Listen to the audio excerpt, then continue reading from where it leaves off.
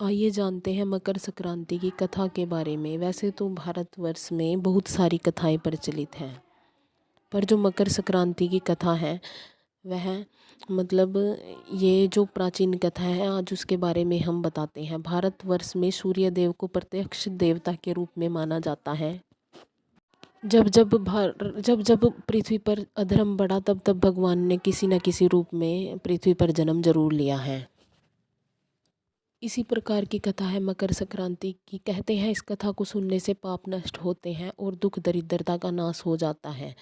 तो एक बार सूर्य देव और उनके पुत्र जो शनि देव थे उनके बीच में मतभेद चल रहा था। शनि देव जो थे न्याय के देवता थे, वे न्याय के आधार पर ही निर्णय लेते थे और उनके निर्णय कठोर होते थे, जो मतलब कठोर ही निर्णय लेते थे। तो सूर्य देव थे जो उनको उनकी कठोरता वाला स्वभाव यह पसंद नहीं था। कई वर्षों से जो है सूर्य देव ने शनि के क्षेत्र में प्रवेश नहीं किया।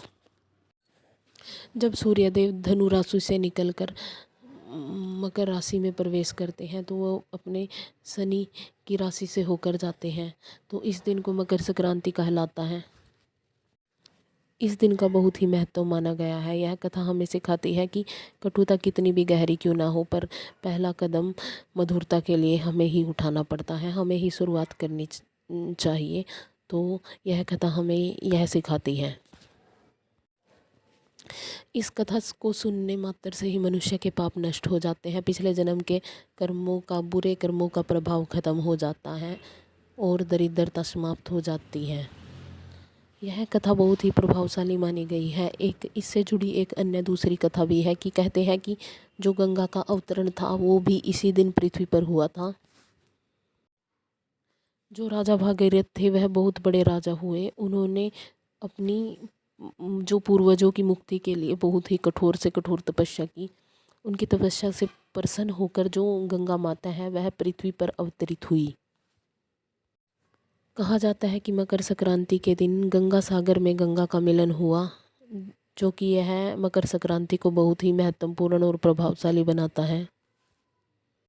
इस दिन गंगा स्नान का बहुत ही महत्व पृथ्वी पर माना गया है। जो मनुष्य इस दिन गंगा का स्नान करता है या किसी भी पवित्र नदी में स्नान करता है उसके पाप नष्ट हो जाते हैं और पुण्य उसे प्राप्त हो जाता है। उसकी वर्षों वर्ष पुरानी दरिद्रता समाप्त हो जाती है। ये महत्व इस दिन का माना गया है।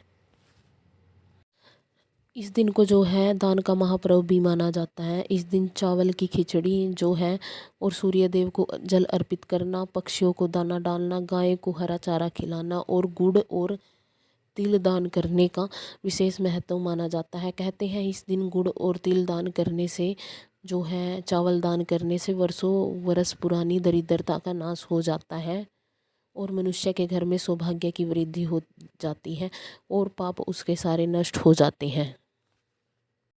तभी तो कहा जाता है कि मकर संक्रांति पर किया गया दान अक्षय पुण्य देता है और इस दिन किया गया दान अश्वमेध यज्ञ के बराबर फल प्रदान कर देता है और पाप को हमारे नष्ट कर देता है। तो इस दिन हमें ज़रूर कुछ ना कुछ दान अवश्य ही करना चाहिए।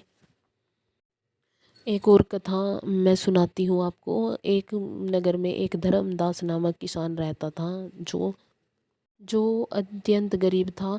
उसके पास खेत तो थे पर उसकी फसल हर समय खराब हो जाती थी। वह हमेशा भगवान के स्मरण में लगा रहता था, भगवान के नाम का जाप हमेशा करता था।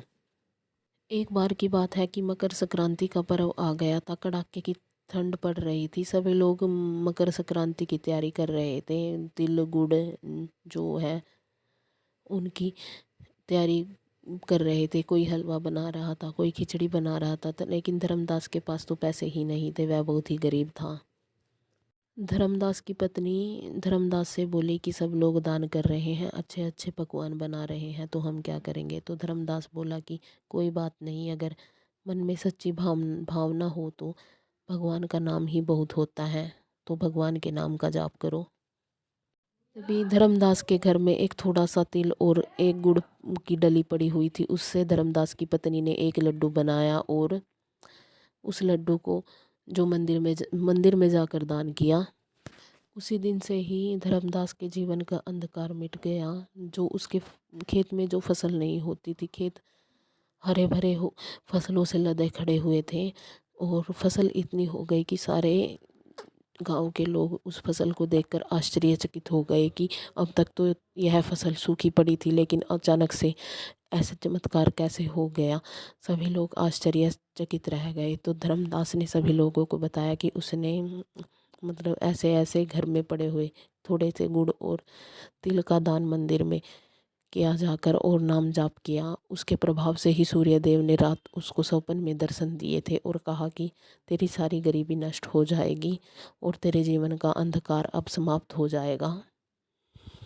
इस प्रकार सभी लोगों के मन में मकर संक्रांति के व्रत को लेकर, मकर संक्रांति को दान देने को लेकर बहुत सारी श्रद्धा जागी। कुछ लोग इस दिन व्रत भी रखते हैं और मकर संक्रांति के दिन दान किया गया कोई भी सामान जो हम दान करते हैं उसका करोड़ों गुना अश्वमेध यज्ञ के बराबर फल मिलता है हमें। कुछ ही दिनों में वह गांव का सबसे बड़ा अमीर और सम्मानित व्यक्ति बन गया। हर साल मकर संक्रांति पर वह दान करता था, कभी घमंड नहीं करता था और कहता है कि दान धन से बड़ा नहीं होता, दान होता है बड़ा श्रद्धा से। जो भी श्रद्धा से कुछ भी दान करते हैं उसमें श्रद्धा होनी चाहिए, वही हमारा दान लगता है। ये नहीं कि अब हम दान करेंगे उसको सभी जगह गा दे कि हमने ये दिया, हमने ये दिया, हमने ये दिया। हो सके कि दान करके तो एक बार भी किसी के आगे भी हमें उस बात को कहना नहीं चाहिए कि हमने ये दिया, हमने वो दिया। हमने जो दान कर दिया तो कर दिया बस।